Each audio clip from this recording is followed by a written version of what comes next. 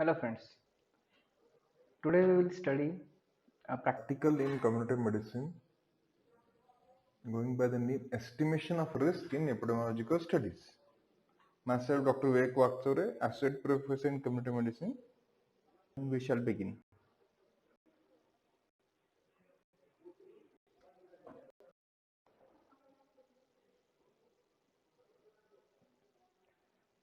Before we start, we should revise an important concept. That is known as incidence or incidence cases. What are incidence cases? These are new cases or new diseases in a given period in a given population. Okay, so it may be incidence per year, that is new cases that happened in this year. It may be incidence per decade, new cases of certain disease that were observed or that were found in the given year, divided by the population during those years or during that period, multiply by 1000. This is a basic concept of incidence rate or incidence cases. Now generally what happens, all these incidents, all these recorded are given for an year. So what we think that, okay, whenever the term incidence comes, it will be for a year. No, this is not the case. When or whenever the incidents come, it will come for a geographical area like whole country. No, we can select a group. Maybe we if we study medical college first year admissions from first to last, and we find out the maybe the incidence of common cold, even common cold, bouts of common cold. So we can find out that incidence of the common cold in a given group, that is first year students or admission batch of 2019, uh, for a period of 5 years or 4.5 years. Are you getting my point?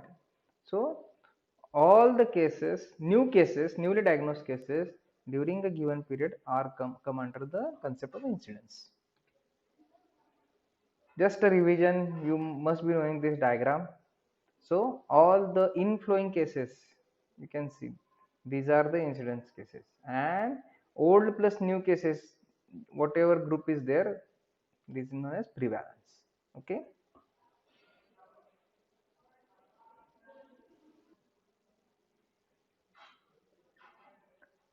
Now, second important concept we should understand is epidemiological studies.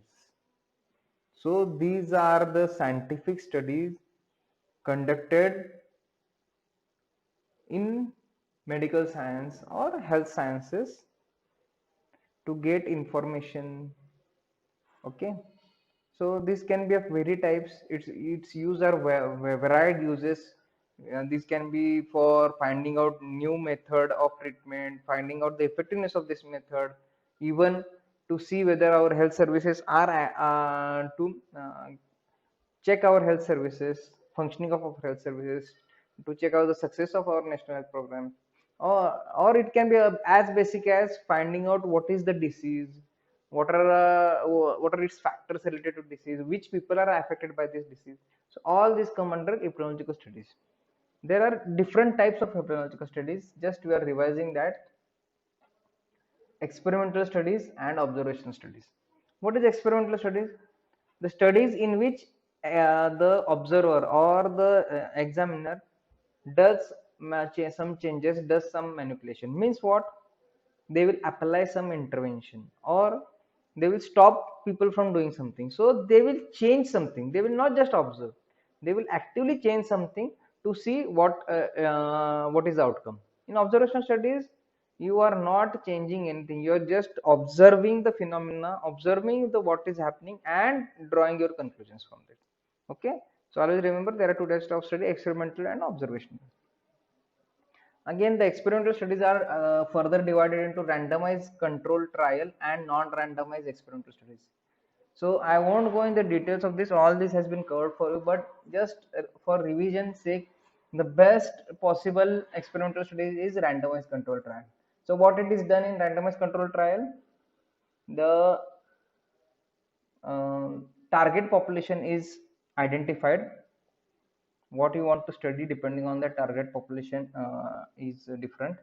From that identified population, we recruit the people meeting our criteria and who are willing to recruit. So we recruit the people and randomly allocate them those who are going to receive our new intervention. That intervention may be a drug, that intervention may be a surgery, that intervention may be a different type of lifestyle. Means what, simple thing as doing yoga daily, so 1 hour of yoga daily. So intervention can be anything. Intervention means whatever change you want to apply. So we are dividing the people in two groups: one getting the new intervention or new treatment or a new change in lifestyle, and others not getting the new. So it is not always placebo, it can be some old intervention or gold standard intervention that is currently followed. So it can be that also. So one group is our study group or experimental group and other group is a control group.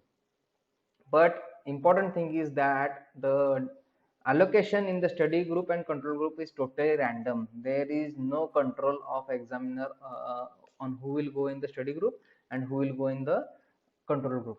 That is why the randomized control trial are gold standard, and that is why those are considered as a most definitive studies. Then there are non-randomized type of studies which are field trial, community trials, before after trials. So I want to go in details because it is out of scope of this current chapter. But these are the experimental studies. Then we come to observational studies. Observational studies, first important observational studies type of observational study is descriptive study. What is descriptive study?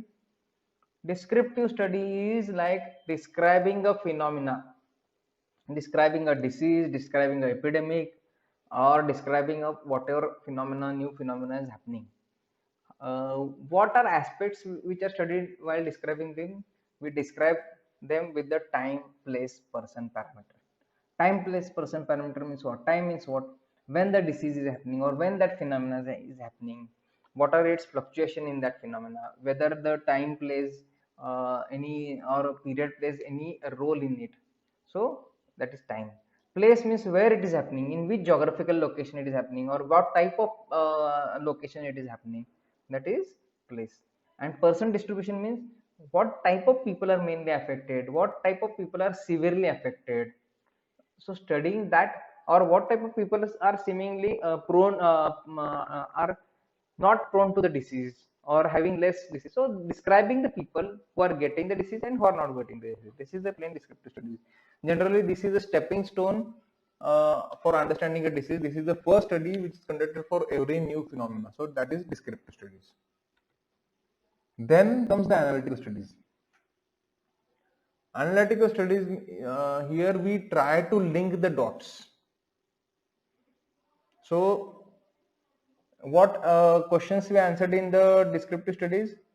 When it is happening, where it is happening, and whom it is, whom are the affected. So when, where, and who are the questions answered in descriptive studies. In analytical studies, what we answer? We try to answer why it is happening or how it is happening, and what can be done is also answer or we try to answer in the analytical studies. Analytical studies, there are many. Ecological studies is there, case control studies is there, cross-sectional studies is there, but most important specifically to this topic is case control studies and cohort studies. So just understand this, these are not the only analytical studies. There are other analytical studies like cross-sectional, ecological studies are also analytical studies, but case control studies and cohort studies are very important as far as estimation of risk is concerned. What is done in the case control studies and what is we will see in detail in next upcoming slides.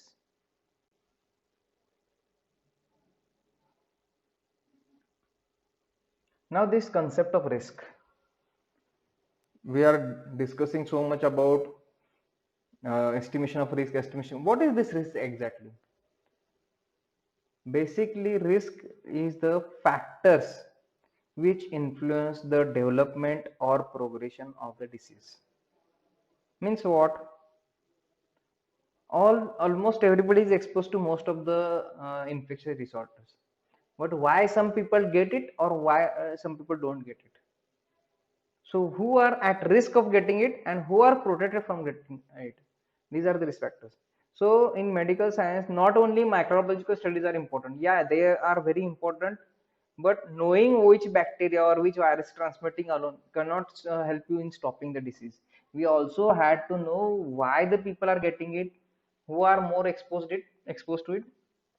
So the risk is generally considered as risk factor, but even protective phenomena are also studied in under this heading. So what are called they called as negative risk. Understand? As they are reducing the risk, they are called as negative risk factors, and the factors which are increasing the one susceptibility are known as positive risk factors. So you can read here, even smoking a cigarette, nearly one or less than one cigarette per day, have 64% higher risk of death than non-smokers. Now here they are telling a specific word, that is risk. 64% increased risk, because knowing the risk, generally people have a hunch of saying that okay, doing this will increase your risk, doing this will decrease your risk. Even in the current COVID situation also, many WhatsApp messages are coming that eating some herbs or yeah, eating warm water or drinking warm water reduces your risk. But what is the scientific evidence for that, and how much actually it is reduced? Here if you see the statement, it is clearly said as 64%. So what that percent came from, where from that percent came from? Here we use epidemiological studies to estimate that percentage, and then after the when there are multiple standard studies are done which are sort of confirmatory in nature, then we can safely say that these numbers are true. Unless and until we do those studies, whatever numbers we are giving, they may be hypothetical, but here after study we are getting these numbers. That is why we can perfectly say that there is 64% higher risk, and for that sake we need to estimate the risk. Similarly, there is one more number, 4 times higher among diabetes. Death rates are 4 times higher. So where that 4 times came from? And not always we state here what a risk, how much risk is increased. We also state how much risk is decreased. Here we can say that breastfeeding children for 6 months after birth exclusively reduces the risk of breast cancer by 20%. So for the epidemiological related to epidemiology, what is the risk? Risk is a factor which can increase or decrease the susceptibility of individual for getting that disease or phenomena uh, in study. Okay, as far as our definition is concerned. Okay, and estimating how much that risk is increased or reduced, by how much percent or how much times that risk is increased or reduced, is done uh, by current whatever ratios and rates we will study later. Okay, that is why we are studying this estimation of. Do you understand this?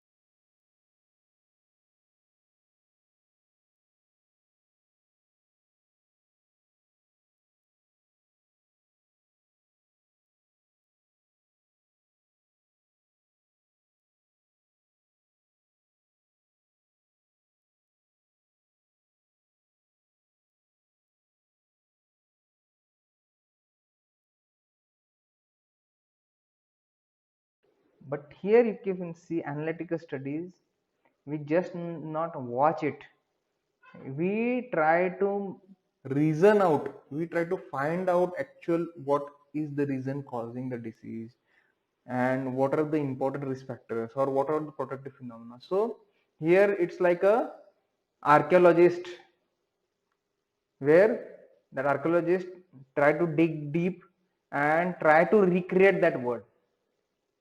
It's not just observing, but it's finding out the facts and making the theories based on those facts. So analytical studies are not also are actually are not 100% proof, but they are as close as proof we can get ethically. So we use analytical studies. In analytical studies also there are four types of studies as we discussed, but case control study and cohort studies are the best possible options for us, in which also case control studies is not considered as concrete proof as a cohort study. So cohort study is a best case scenario for finding out the risk, estimation of the risk. So before we dig deep into what is case control study, how risk is estimated, we will first revise what are case control studies and cohort studies. As we discuss, we are trying to find cause, or I won't say just cause, risk factors and disease. Both case control study we use both, we try to find risk factors which are related to disease, but the method to find out is completely reversible.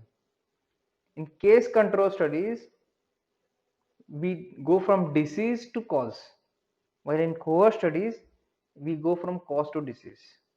Okay, so the direction of both the studies is complete.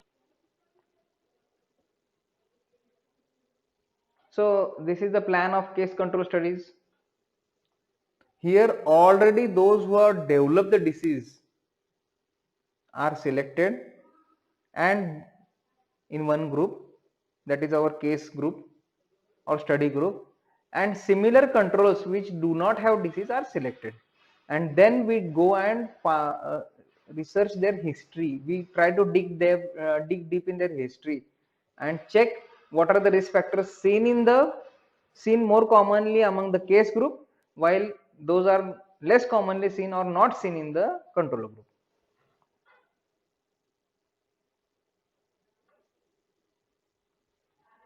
So simple plan of case control study design. People with disease are selected in a experimental group. People without disease are selected in the control or non-disease group, and we trace them back. Here we try to find out exposure which is present, absent, again who have exposure and not, and we compare whether exposure is more common among the diseased people or not. Okay. So the case control study proceeds from effect to cause. It's a reverse direction study.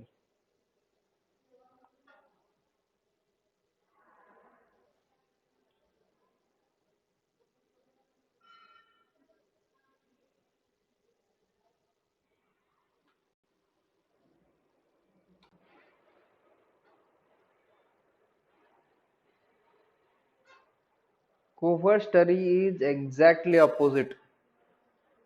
Here we try to find out healthy population. We do not include any person with disease in concern. So if we are studying lung cancer, we will not take a single person who has developed lung cancer. We will take only healthy person.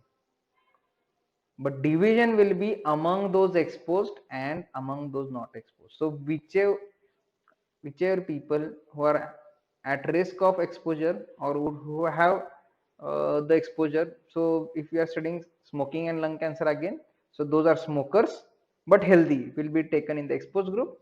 Those are smokers and non-healthy, those are non-smokers and healthy will be taken in non-exposed group, and then we will follow them and see how many of the smokers develop lung cancer and how many of non-smokers develop lung cancer, and then compare the figures. So first thing for criteria for cohort study is all the people should be healthy which are included in the study. And for case control studies, the experiment group or one group, all the persons should have the disease in concern. Okay.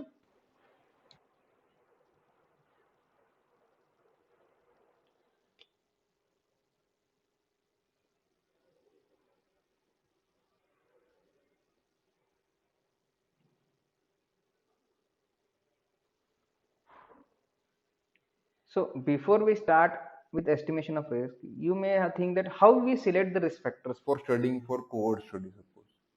So there is a steps. If a new disease or new character, new phenomena is to be studied, then multiple descriptive studies are done where the disease in phenomena is considered with the time place person. Whenever you study that any disease or any phenomena with respect to time place person, some suspicions regarding risk factors start to arouse in your mind or in the researcher's mind. So after extensive descriptive studies, then the second step is starting the analytical studies, generally cross-sectional studies. In cross-sectional study, all the people are studied at a single time. Nobody is followed up. So in a single time, everybody is studied. Then here some risk factors start to emerge in these studies. We get more and more sure that these might be related. Okay, but still we don't have a methodological or a statistical proof here. Then what we do after this, we conduct case control studies with those highly suspected risk factors in mind. And when we do that in case control studies, we get more proper evidence against those risk factors. And in maybe that sometime while digging the history, we may get some new risk factors also. So it's not that hard and fast that only old risk factors are studied, but new risk factors can also be studied in the case control study. But case control study is the next step which gives a good amount of evidence against those risk factors. And when we have a good evidence against those risk factors after conducting case control studies, then only we go for cohort studies. In cohort study are next best to confirmation. Beyond that we can't confirm on human beings at least. So cohort studies we get a next to confirmatory evidence that whether the risk factor is associated or risk factor causes the outcome or not. Okay. So estimation of risk, we quantify that association. We give the number 4 times increase in risk or 24% increase in risk or 64% reduction in risk. These numbers are given. For that we use estimation of risk. Before starting with the estimation of risk, you should understand you should be able to draw this 2 by 2 contingency table. Without this you cannot solve any of the examples on this or any of the exercises on the estimation of risk. For that you need to draw first is a 2 by 2 contingency table. 2 by 2 table, why? If you see, these are the two columns and these are the two horizontal rows.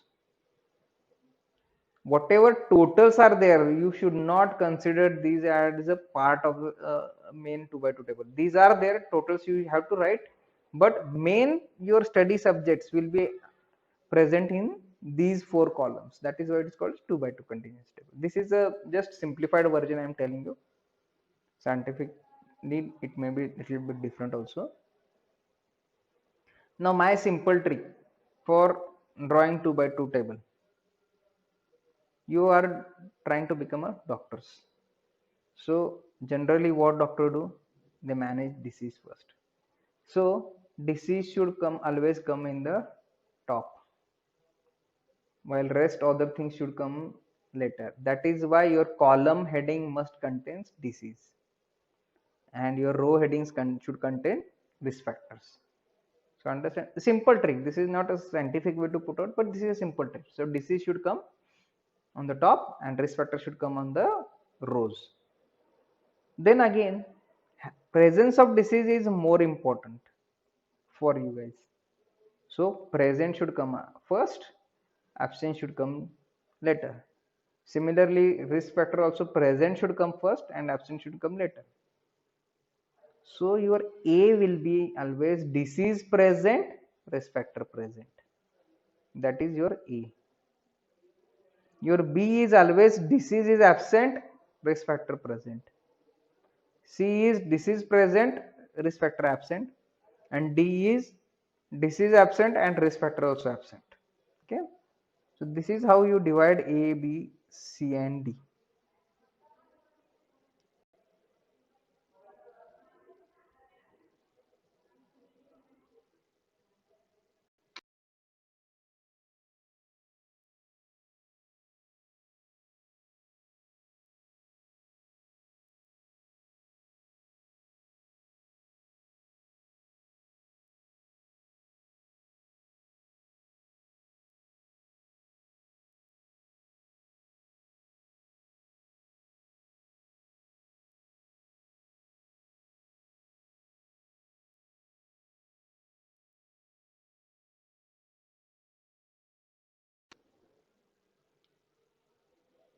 as in cohort studies you are waiting for disease to develop. Okay, you're taking healthy population and you are waiting for the disease to develop. Here the contingency table will sound like those with exposure developing the disease, means in your previous example, out of the smokers developing lung cancer, this will come in the A. B will be exposure present but not developing disease. So for previous example, smoking present but never develop the disease or not develop disease during the study period. C will be controls developing disease, those who are not having exposure but still developing the disease. So lung cancer among non-smokers in your previous example will come in the C. And D will be no disease, no exposure. So among the non-smokers who do not develop the lung cancer will come in the D.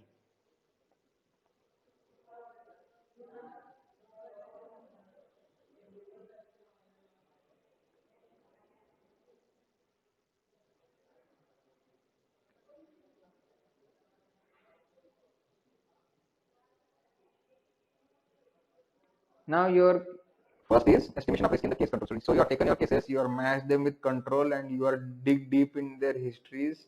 You are taken their medical records and everything, and you are found out whether a particular risk factor was present among the cases or how many cases, and it was absent in how many cases. Similarly, also found out that a risk factor was present in how many controls and was absent in how many controls. So you got all these figures, and you are now drawn a the 2 by 2 contingency table with A, B, and C, D as we discussed previously. Then what?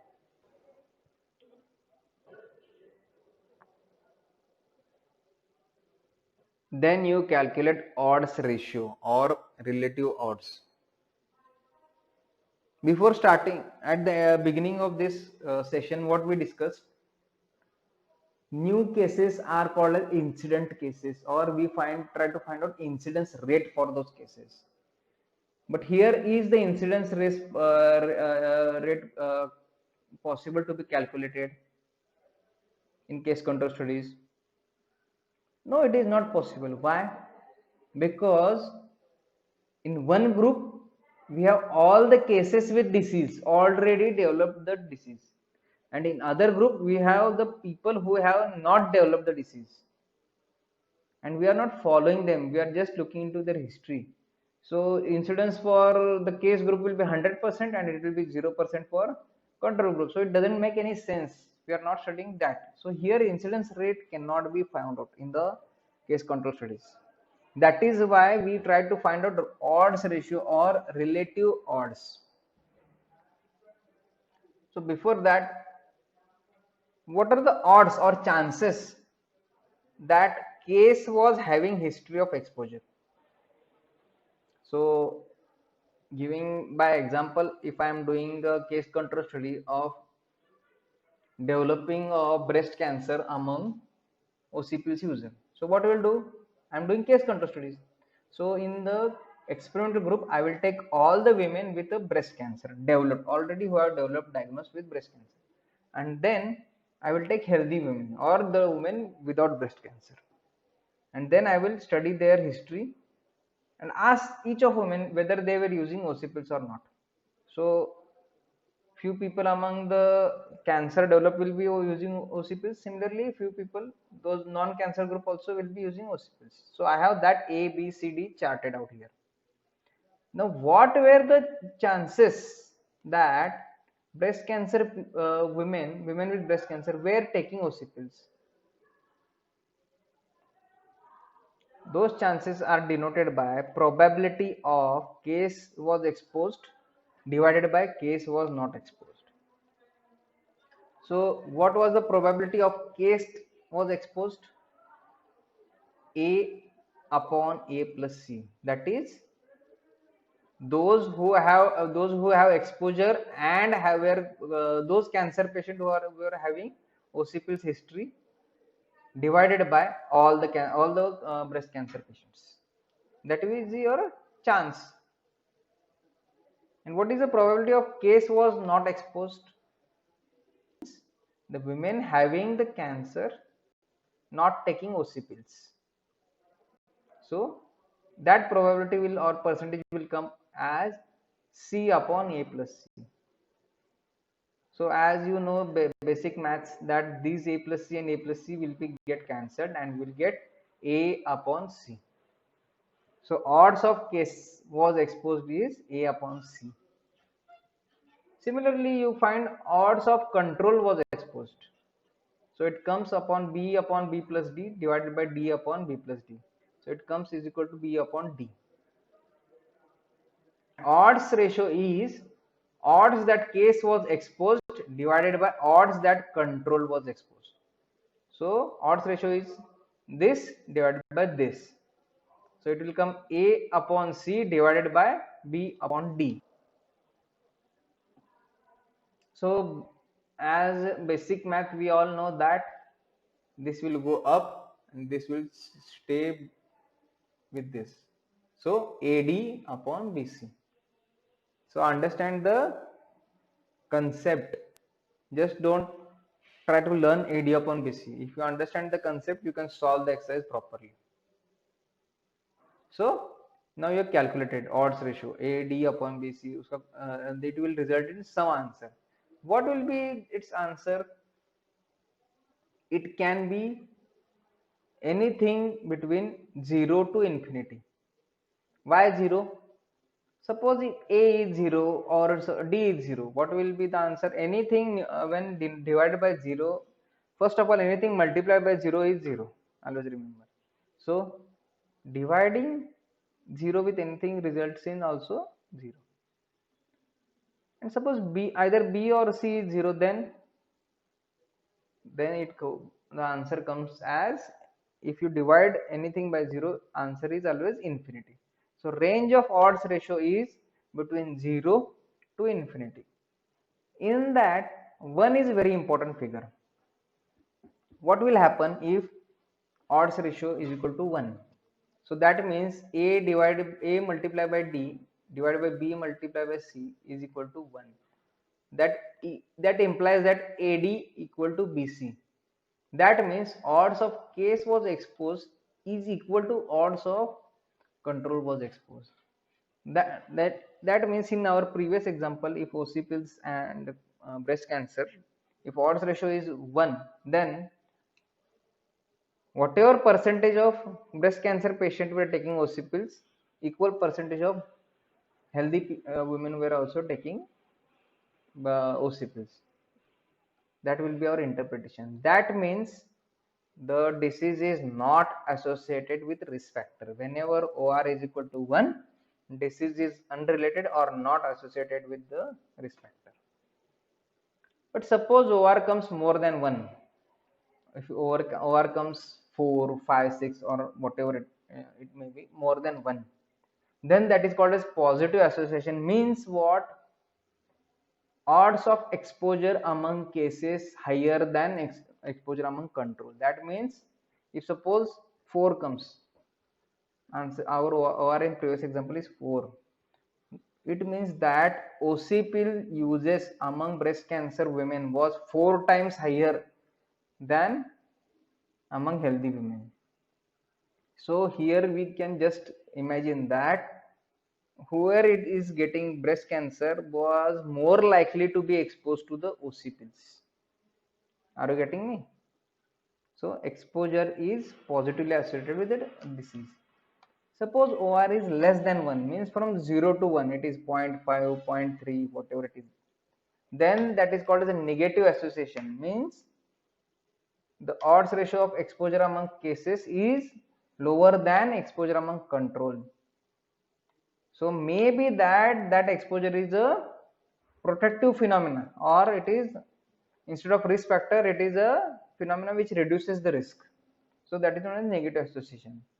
So suppose you have done a case control study among hypertension regarding history of doing yoga for 3 hours every day, and if your odds ratio comes as a 0.5, 0.5 means what? In only half, 0.5 is generally half. So in only half the people or half the percentage of the uh, people with hypertension, yoga is common as compared to those without yoga. So more number of people who have not developed hypertension or control group are doing yoga. That means yoga is protective phenomena. So 0.5 converts to 50%. That means doing yoga will reduce the risk of hypertension by 50%. This is just hypothetical scenario, just I am telling you. So whatever your answer is, if it is less than 1, then that is a negative association, or that phenomena or that risk factor is not a risk factor, it is a protective factor. Okay.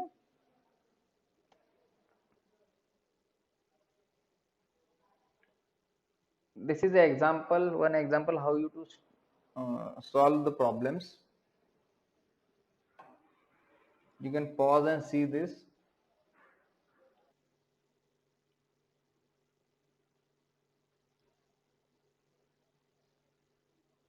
Here odds ratio comes to 2.25.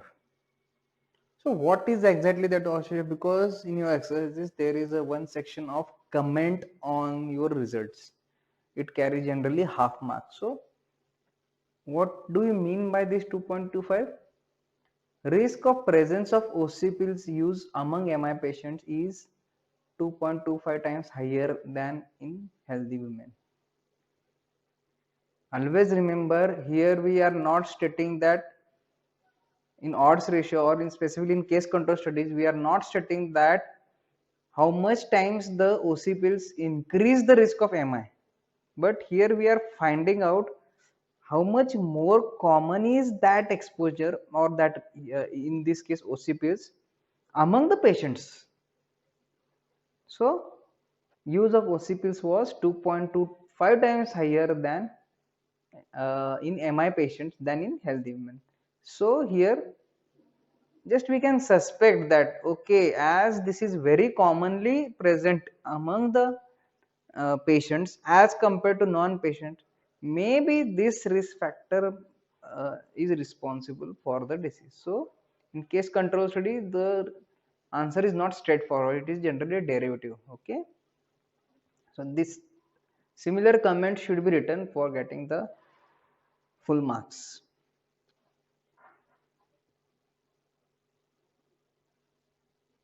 Now in cohort studies,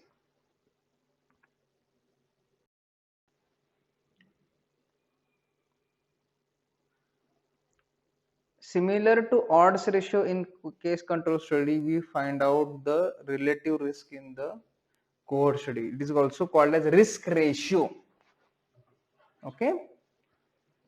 As in cohort study, we know, you know, that healthy people are found out who does not have disease. Just we are dividing them on the basis of people having exposure and people not having exposure. So if we take smoker and lung cancer example again, we will divide in two groups, smokers and non-smokers, and we will follow them for 10 years maybe. And here we will find out how many new cases, okay, new cases develop within that 10 years of lung cancer among the smokers, and how many cases among the non-smokers. So if you remember, at the start of our lecture we discussed the concept of incidence. So here we can find out the incidence, maybe that for 10 years. So new cases of lung cancer developed in last 10 years among smokers, or that we also can call as incidence of lung cancer among smokers for last 10 years, and incidence of lung cancer among non-smokers, as simple as that. So here we can find out incidence among exposed, and when we divide that incidence among exposed and incidence among non-exposed, we get relative risk. So from same our contingency table, what will be the incidence among exposed? It will be A upon A plus B, multiply by 1000. Again among non-exposed it will be C upon C plus D, again multiply by 1000. Both the 1000 get cancelled, and our answer will be A into bracket C plus D, that is this, divided by this and multiply by this. Okay, So C into bracket A plus B. Or in simple term, just find out incidence among exposed and divide it with incidence among non-exposed, as simple as that. So relative risk, it is equivalent to odds ratio from case control studies, but here we get incidence. Incidence is directly more better proof here, from as you are going from healthy to disease, here it is more concrete proof of that that risk factor being associated with the disease. Again, as it is related to or it is equal to or, it is same between, it is between 0 to infinity, it is not negative. So relative risk of 1, as it was case in or, it will be not no association, or risk the exposure is not related to the disease. If it is relative risk is more than 1, then that is a positive association, and if it is that less than 1, it is a negative association or protective phenomena. Okay, it is same as or. So here is an example. You have to find out, you have To draw the 2 by 2 contingency table, as we discussed, disease should be on top, presence should be first, exposure should be in the column headings. Here also presence should be first. So you find out your A, B, C and D.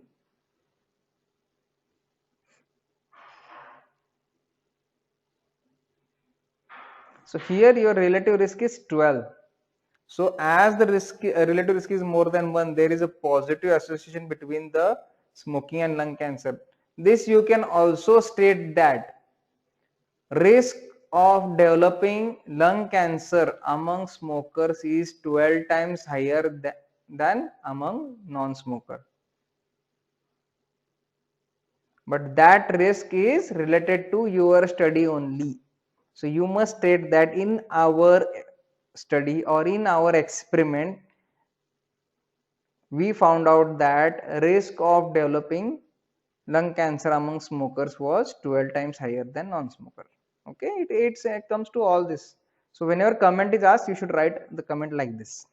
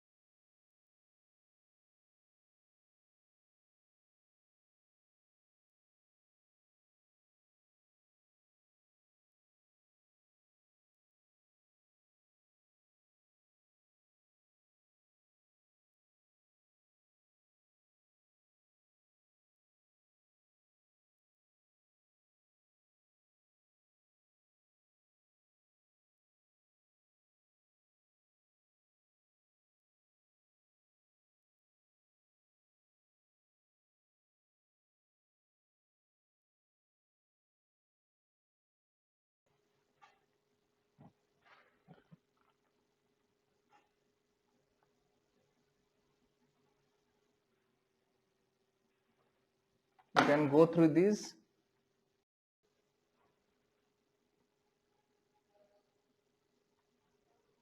Again, the example, same example of previous one which we have taken. We are calculating the attributable risk. So 2 by 2 table is there.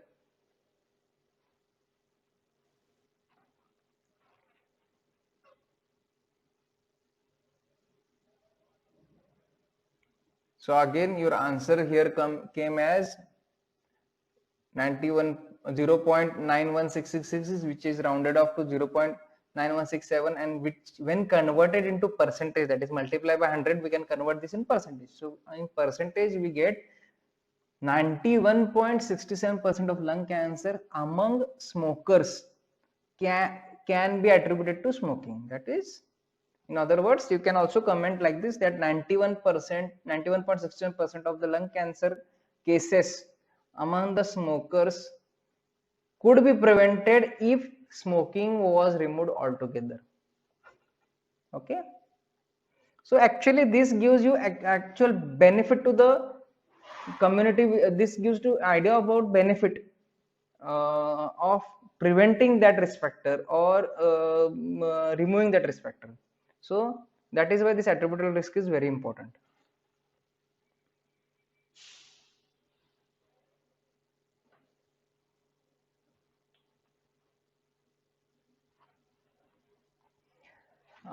Now remember this thing. Currently we studied odds ratio, we studied relative risk, then we studied attributable risk. All these indicators are related to that particular experiment. If I conducted a case control study, my odds ratio will be limited to that case control study only. If I conducted a cohort study, suppose I conducted a cohort study in Sangli, by taking 2000 cases of smokers and 2000 cases of people of non-smokers and following them for lung cancer, then whatever my result will be there, those will be applicable to only that particular study subjects. So those 4000 people only. I can't just directly extrapolate those results to population.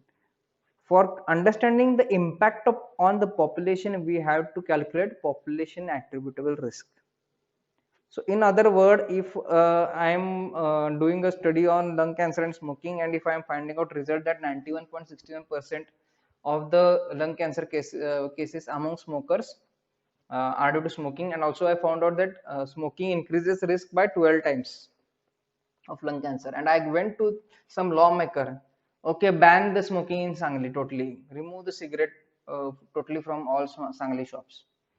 That person will ask me that, okay, you have done this experiment on 4000 people, that is correct, and all these things, how much lung cancer cases will be reduced from whole Sangli city if I banned the smoking here? If that person asks me, I should be able to give some answer to that, how much will be impact on whole population, and for that we use the population attributable risk. What we do, population attributable risk means incidence of that disease in population. Those incidents we can get from the databases, whatever registers and databases are there, from that we get that incidence. So incidence in the population minus incidence among non-exposed from our own experiment. Okay, so incidence in population minus incidence of non-exposed in our own experiment divided by incidence in the population. So it is just you're replacing incidence among cases by incidence in the population, because population is mixed. Some will be smokers, some will be non-smokers, some will exposed, non-exposed. So it is totally mixed phenomena. There you don't have that controlled situation what you had in your study. So when you find out this population attributable risk, you get an answer in which you understand how much of the cases in community can be reduced by stopping or protecting from that exposure.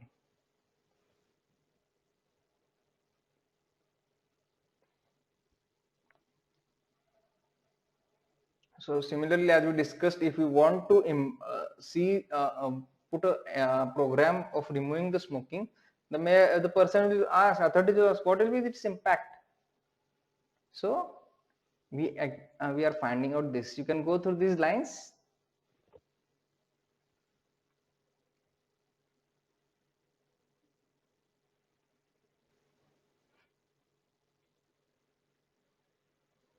Now again, the example related to this.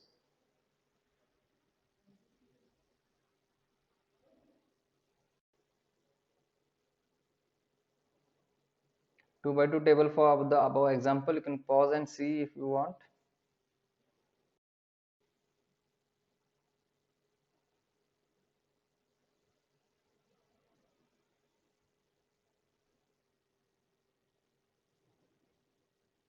So here your comment will be 55.47% of the cases in the whole village,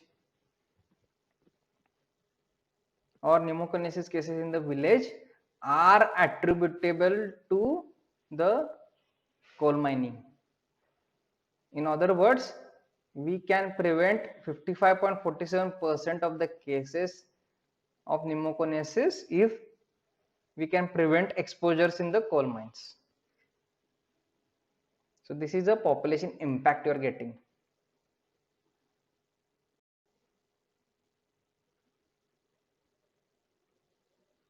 Hope you will have understood this, and you can solve similar examples from this. I would like to, if you are not understanding anything, if you're finding anything difficult to comprehend, or even the technical things, if you are getting problem, you can just add in the comments. Thank you.